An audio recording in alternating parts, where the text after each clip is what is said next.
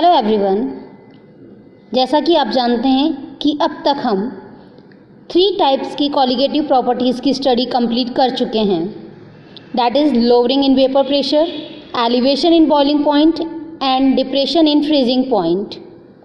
और आज हम पढ़ने जा रहे हैं 12th सिलेबस के according last colligative property osmosis. If you have not subscribed the channel, please subscribe and share it to your friends also. जैसा कि आप देख रहे हैं कि हमारे पास एक कंटेनर में सॉल्वेंट प्रेजेंट है और उसी में कुछ पार्टिकल्स सॉल्यूट के भी हैं। अगर इन सॉल्यूट पार्टिकल्स को ऐसे ही रहने दिया जाए तो धीरे धीरे वो अपने सॉल्वेंट में मिक्स होने लगते हैं और पूरे सॉल्वेंट में इक्वली स्प्रेड हो जाते हैं। इस प्रोसेस को हम डिफ्यूज़न कहते हैं।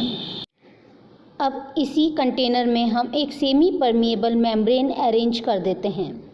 उसमें सॉल्वेंट डला है और ये सेमी परमिएबल मेम्ब्रेन जो वाटर पार्टिकल्स और माइक्रो पार्टिकल्स को पास ऑन होने देती है, लेकिन मैक्रो पार्टिकल्स इसमें से पास ऑन नहीं हो सकते।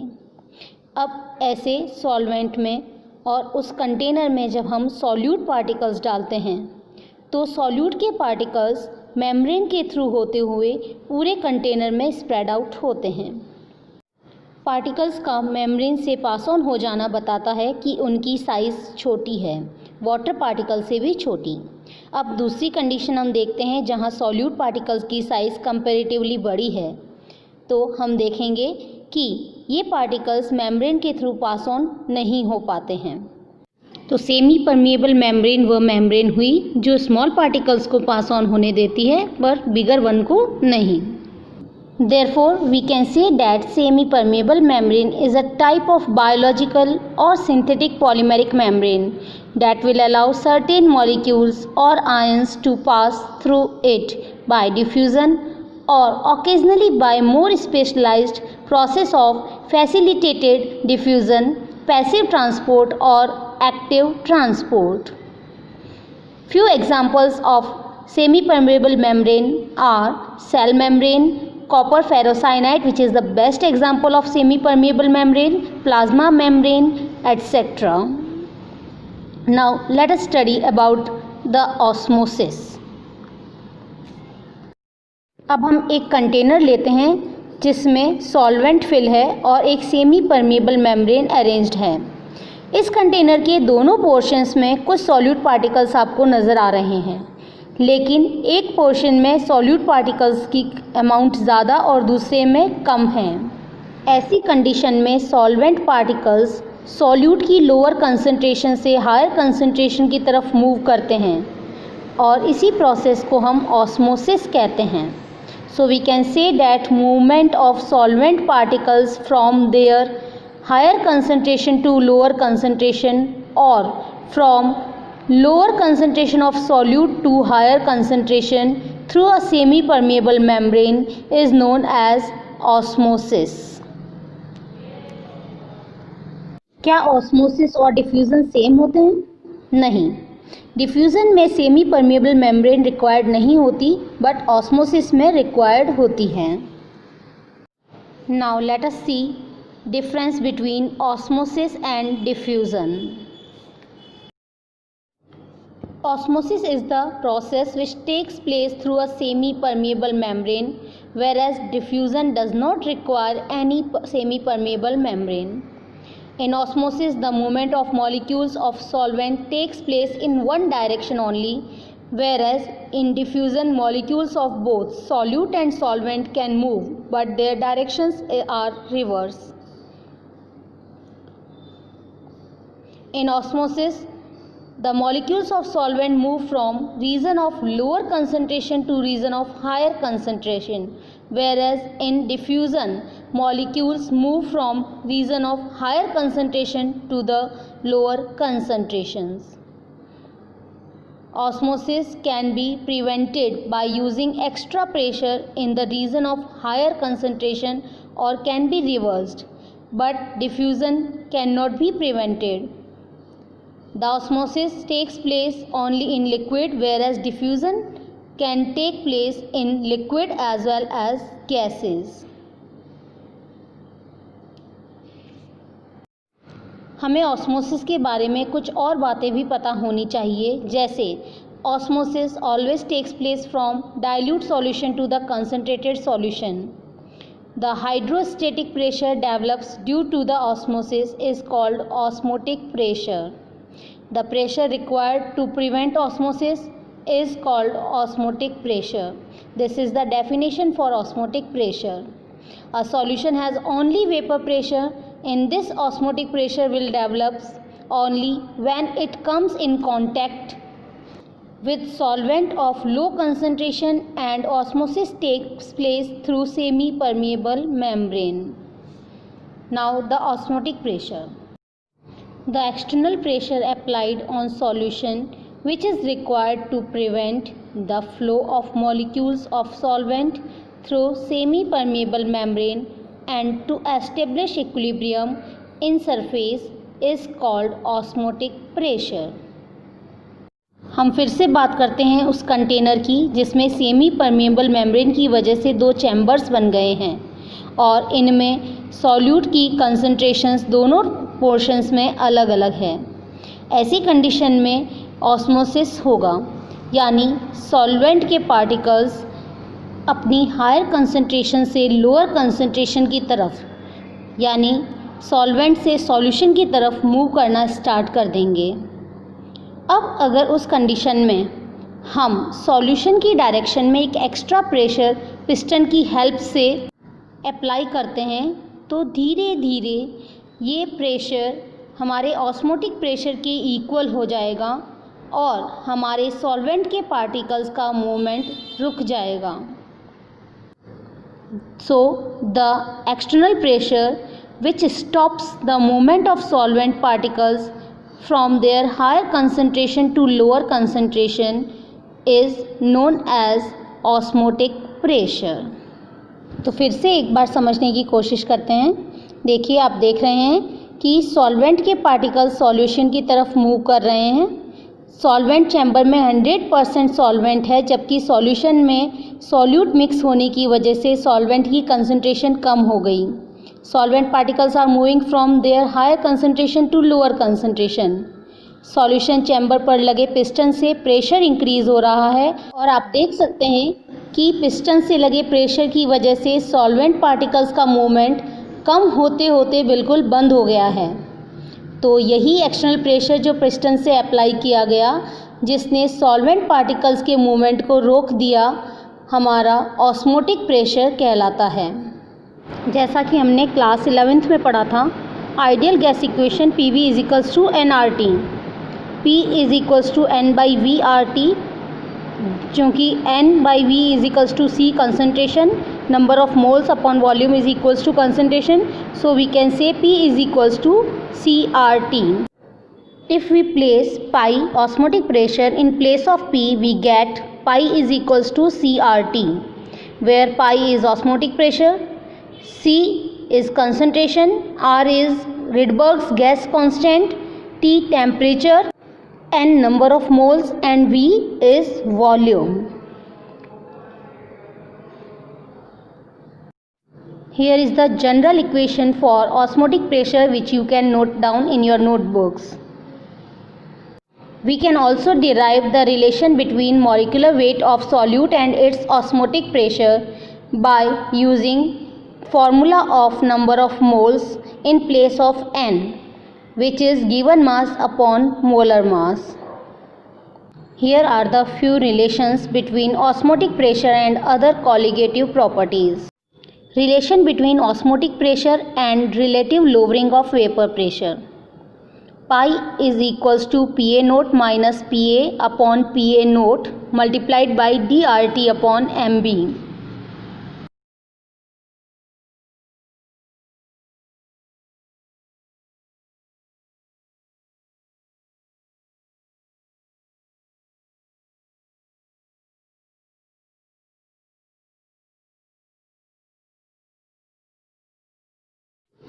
और इसी तरह से हम ऑस्मोटिक प्रेशर का relative lowering of vapour pressure, elevation of boiling point and depression in freezing point के साथ भी रिलेशन डिराइव कर सकते हैं. Now come to the next topic, that is tonicity.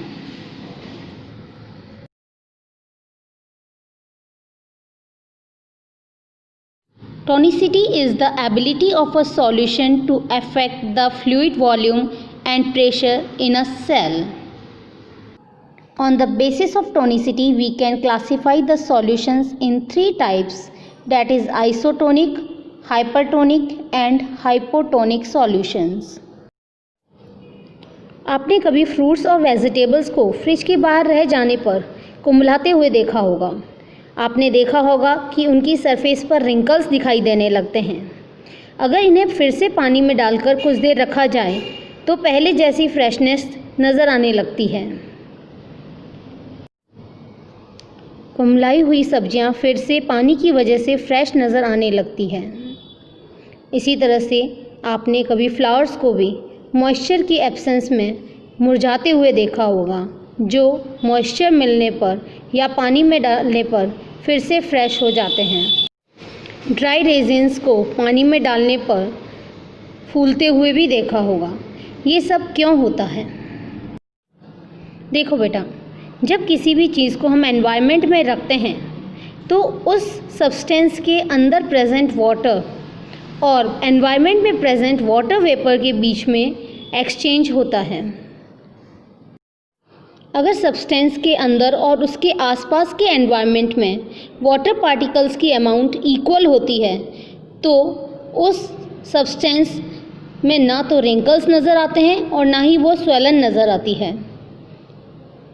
लेकिन अगर उसके आसपास के एनवायरनमेंट में मॉइस्चर कम है तो सब्सटेंस के अंदर का वाटर बाहर की ओर निकलने लगता है और आसपास के एनवायरनमेंट में मॉइस्चर ज़्यादा होने पर बाहर का वाटर अंदर की तरफ चला जाता है, जिससे सब्सटेंस स्वेलन हो जाता है। हमारी डे टू डे लाइफ में नज़र आने वाले ये सारे ही प्रोसेसेस ऑस्मोसिस के एग्जाम्पल हैं। तो आइए ऑस्मोसिस की बेस पर हम सॉल्यूशंस के टाइप को समझते हैं। The first one is isotonic solution, where iso means same and tonic is related with tonicity. So we can say that if the tonicity is same inside and outside the substance, the solvent particles do not move through the semi-permeable membrane and there is no change in substance at all. Or we can say that the solutions having same osmotic pressure or the same molar concentrations are isotonic in nature because they do not allow to move solvent particles through the semi-permeable membrane. Let's take an example of red blood cells kept in isotonic solution. The isotonic solution which is used to prepare vaccines so that when they are injected in our body they do not affect the RBC. Which solutions are isotonic with RBC? 0.9% NaCl water or saline water is isotonic with red blood cells of human blood. If the RBC is kept in this saline water, they do not absorb or release the water particles. Therefore, there is no change in their shape due to the osmosis. The next type is hypertonic solutions. If among the two solutions one is having higher osmotic pressure, then that is known as hypertonic solution for the other one. Hyper means above or more. Tonic means tonicity. So, among the two solutions, the solutions having more tonicity than the other is known as hypertonic solution. Again we study for the RBC. If RBC is kept in pure water, which is not having any amount of solute, which is not saline in nature at all, in that case the amount of solvent or water particles around the red blood cell is more than the inside of the RBC. In that case, the movement of solvent particles takes place from their higher concentration to the lower concentration. That means the RBC start absorbing the water particles and get swollen, and after a certain absorption they burst, and the condition is known as lysis. So we can say that pure water is hypotonic for RBC, whereas the red blood cells or the solution inside the red blood cell is hypertonic. In other words, we can say that the solution which attracts the solvent particles towards themselves are known as hypertonic solution. And the last type is hypotonic solutions. Again, among the two solutions, if osmotic pressures are different, the solution having lower osmotic pressure is hypotonic in nature. Hypo means low and tonic for tonicity. अगर दो solutions में से किसी एक का osmotic pressure कम है तो वो हाइपोटोनिक नेचर शो करेगा. Again we study for the RBC. If RBC are kept in 2% saline water or the saline water having concentration of salt more than 0.9%, in that case the amount of water particle inside the RBC is more than its surrounding solution. Therefore water started releasing out through the semi-permeable membrane of RBC. Hence the solution inside the RBC is hypotonic, whereas outside the RBC is hypertonic in nature. The solvent particles or the water particles released out of the RBC, due to which it shrinks. Now our today's last topic is reverse osmosis. आप सभी ने समुद्र तो देखा ही होगा और उसके बारे में सुना भी होगा, और आप जानते भी हैं कि समुद्र का पानी खारा या सैलाइन होता है. तो उसके आसपास रहने वाले गांव में लोग क्या उसी सैलाइन वाटर को पीते हैं? नहीं.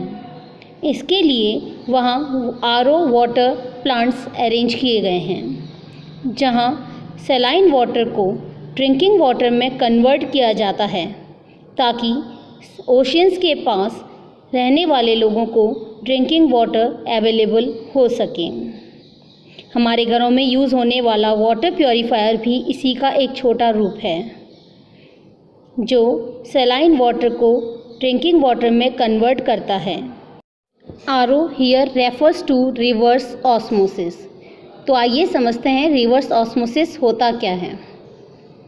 हमने देखा कि ऑस्मोसिस में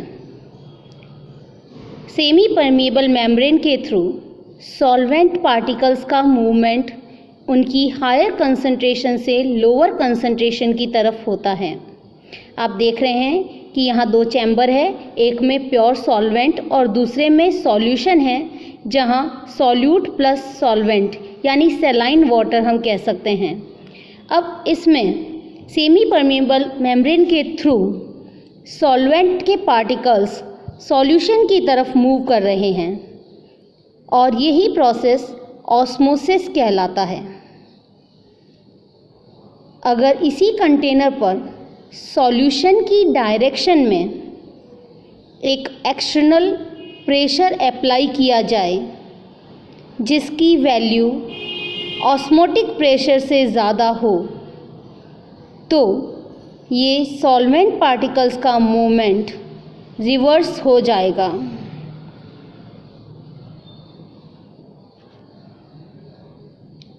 और हम देखेंगे कि सैलाइन वाटर से सॉल्वेंट के पार्टिकल्स प्योर सॉल्वेंट की तरफ मूव करना स्टार्ट कर देंगे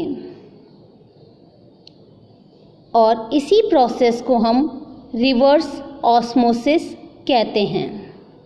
रिवर्स ऑस्मोसिस के लिए अप्लाई होने वाला एक्सटर्नल प्रेशर हमारे ऑस्मोटिक प्रेशर से ज़्यादा होना चाहिए। Therefore, we can say that if more pressure is used than osmotic pressure on solution, then the flow of solvent takes place from solution to pure solvent through semi-permeable membrane, and the process is called reverse osmosis. This process is used in purification of seawater and hard water. Thanks for watching. In our next video, we will study about Van 't Hoff factor and abnormal molar masses. Thank you once again.